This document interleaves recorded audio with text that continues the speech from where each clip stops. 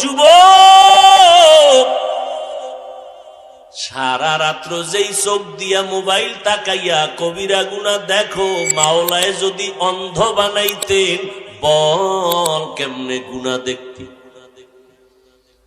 এরে বাইতুল মুকাররমের গেইটে গিয়া দেখবি কত অন্ধ ভিক্ষুকরা ভিক্ষা করে। বিভিন্ন বাস টার্মিনালে অন্ধরা লাঠি নিয়ে বাসে উঠে উঠে ভিক্ষা চায়।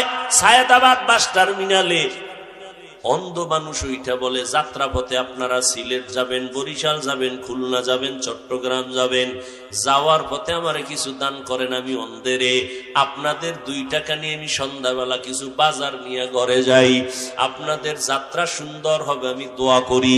অন্ধের দোয়া মাওলা ফিরায় না, এই কইয়া কান্দে আর কয় আপনাদের টাকা যখন পাই আমি সন্ধ্যাবেলা কিছু চাল ডাল নিয়ে ঘরে যাই।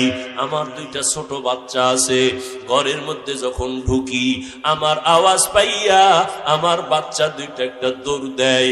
দৌড়াইয়া আইসা 2 বা সন্তান 2 হাত ধইরা কয় আব্বু মজা দাও মজা দাও। আমি পকেট থেকে বের করে 2টা চকলেট আমার বাচ্চা 2টারে দেই।